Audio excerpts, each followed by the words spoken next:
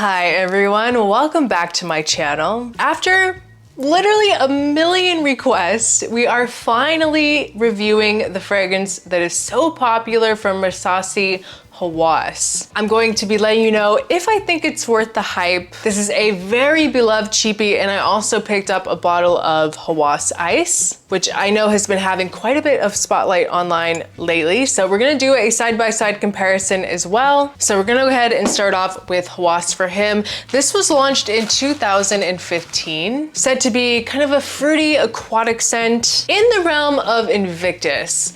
And I am not a fan of Invictus. There are very, very few Invictus fragrances that I actually like, and I'm definitely not a fan of the original. It's juvenile, it's synthetic, it's overly sweet, but I will say that I do like this, and I like the bottle as well. It's a very hefty bottle. In the cap, it's very heavy, it's very solid, and we love when a Cheapie has a nice kind of quality touch to it. Let's go ahead and give it a spray. Sprayer sounds good too, has that nice like satisfying sound. This is very pleasant. This has apple and bergamot with lemon, cinnamon, some watery notes, plum, orange blossom, cardamom, ambergris, musk, and patchouli. There's some woods in the base too. Yeah, I like it. I was not expecting that I was going to like this, but I do. It opens very fresh and bright, but at the same time, you do really feel this kind of slight darkness from the plum, like a dark plumminess. Very pronounced plum here with a dark fruitiness, with this really nice kind of a watery feel on top. Very like cologne-esque, but I feel like the fruitiness in this really calms that down, so it doesn't really come off too synthetic or too like molecule-like. Way fruitier than Invictus Aqua, which this also gets compared to. And this has a little bit of an ozonic feel to it as well. Especially going into the mid, I feel like more of this kind of like masculine side comes out a bit more. This like masculine muskiness. The watery notes and the ambergris kind of come together to make it a little bit oceanic, a little bit salty.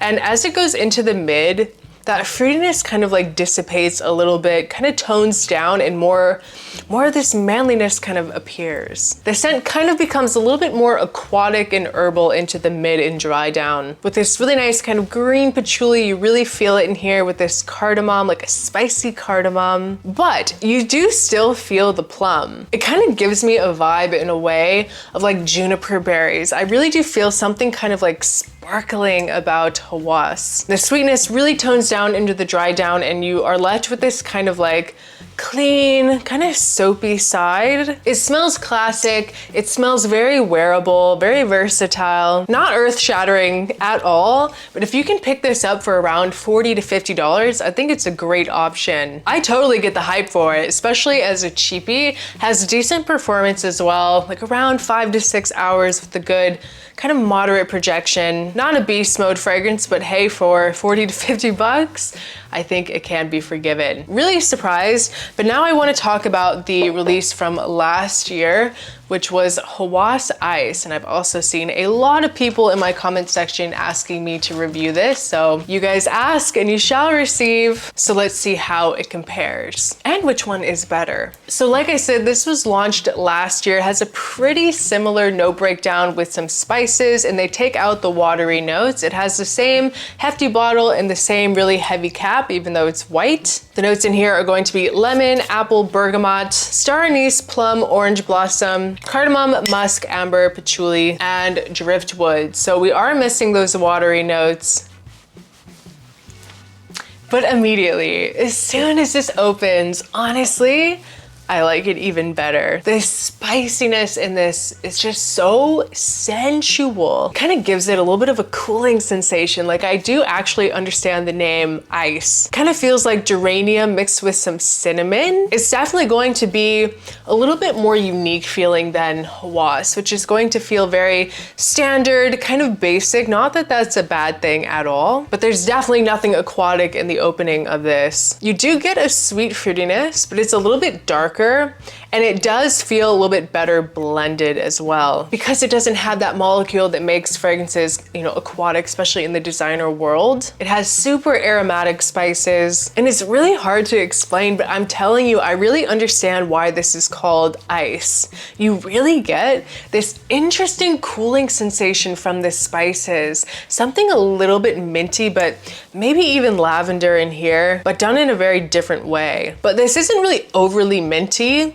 It's really interesting. It kind of comes off a little creamy, and I really feel the cardamom too. This kind of comes off more as like a nighttime Hawas, in my opinion. It's more grown up and adult feeling. And it's also going to be denser than Hawas as well. This also has a little bit of a slight soapiness into the mid, but it definitely feels more sweet than Hawas as it dries, and more exotic as well. That star anise is everything in here. The floral element is here, but it's not too dominant. And as it dries, you really do start to feel that classic Hawas DNA even more, but still done in a sweeter, kind of cooling way. Really, for me, it feels like a day and night version. So Hawas for the daytime, for the hot weather, and this is something that you could probably wear more year round. I feel like this would be, you could wear this year round too. You can never go wrong with this type of scent profile, but this just has a little something extra to it. I do definitely prefer the ice.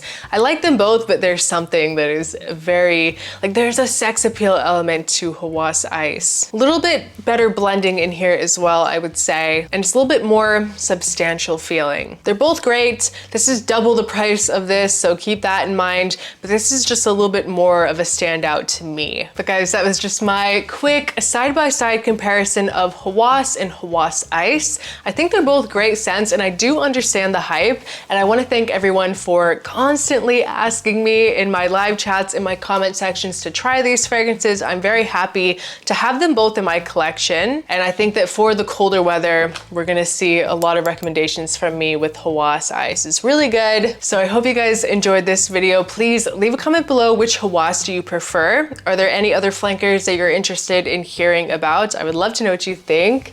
Thank you so much for watching. I appreciate each and every one of you, and I'll see you next time. Bye.